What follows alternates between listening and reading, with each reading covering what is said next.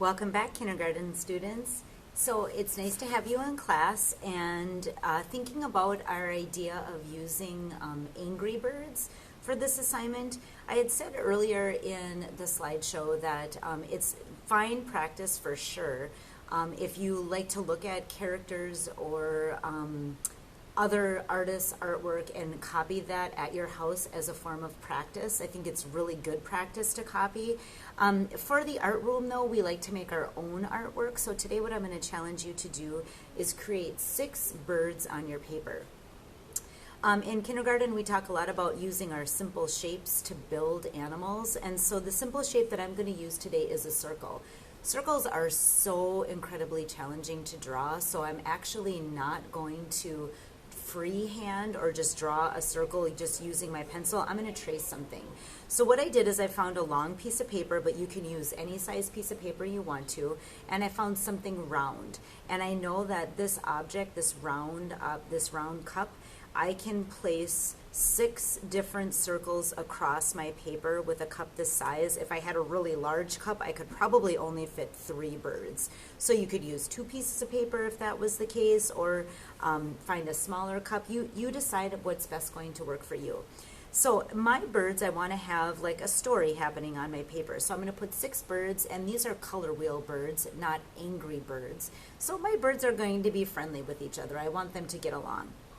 So I'll start off by tracing my first cup. When I trace, I like to use grab the end of my pencil rather than grabbing down over here because it's harder to control my pencil. So I'm going to go like this and trace around my cup.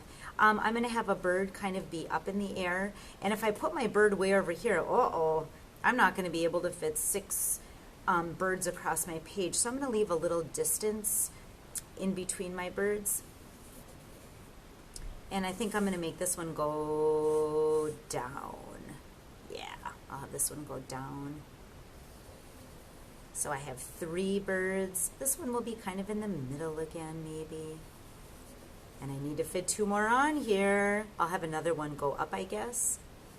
And then I can have another one go way down or just a little bit down. Have a little bit down. Awesome. I was able to do this. Guess what? This circle is going to be my bird body. And if you think about a beak, bird beaks are usually shaped like, what do you think that bird beak is usually shaped like? I'm thinking it's a triangle. So now I'm going to decide where my birds are looking. So this bird is going to be looking this way with a triangle nose, and I'm going to put one little dot for an eye on there. So I'm looking at this bird is now looking at this bird. This bird is going to be jumping up, and he's going to be looking up. This bird actually is going to be looking down. So I'm getting my ideas of how the faces are on here. I'm going to have this bird, I'll have this bird looking at this bird. They're kind of talking or interacting with each other. And this bird will be looking at each other. Fun! Now, quite honestly, friends, they don't look a lot like birds right now. They're circles with triangles on them. So I'm going to add something else. I'm going to add a half circle, and that's going to be the wing. Now, I get students that like to get a little creative with the wings. Sometimes they like the half circles, and sometimes they like to make wings that might look like this a little bit off the side. You are the artist. You decide what kind of wing you want to have on here. Maybe you want to have eyebrows on your bird or eyelashes on them. I'm actually going to have, I think, circles for mine. I think I'm going to have my bird eyes do this instead. Because guess what? You're the artist in charge. So the artist in charge gets to decide what your bird looks like. And I love it. You decide. They'll be looking this way. This bird will have eyelashes. Maybe I'll leave those eyes be like that on here and keep on going around. I'll have this one do this. And I think I'll leave the rest of them this way. You decide. I'll have this bird have wings like this. I guess these bird wings are kind of fun to draw. This one will be a semicircle though. And I'll go like that. Awesome. So we're thinking as we go. Now, these birds look like they're looking in different directions, but now I want them to actually look like they're moving in different directions. So check this out. What I'm about to do is put some bird legs down.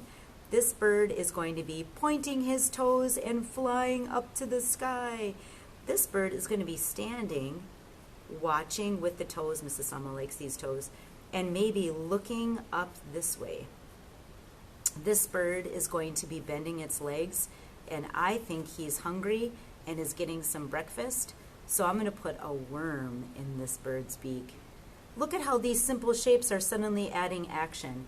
Maybe here I'll have some hair coming off the birds, or some other things happening over here. I'm going to get some hair off the top here, some other hair off the top. They could even have tails if you wanted to. Oh my goodness, I can add all kinds of shapes to put more details on my bird. So you keep on going and think about how we would want maybe this bird standing straight looking. What is he doing? Oh no, he's tipping over maybe. This bird can be flying in an action pose. I'll have his toes go out, but this one he'll be taking off. Woo! There's my action pose. And another one, maybe they'll be coming together over here, bending his foot, and then he's pushing off somewhere and bending his foot. Awesome. You fill in your birds any way you want to. I'm going to say one more thing. Please make sure that you have 6 different birds on your paper, building with your simple shapes and making them as creative as you want to be.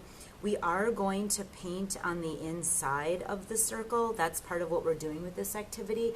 So 6 birds is important for the number of colors that you're going to use in the next lesson.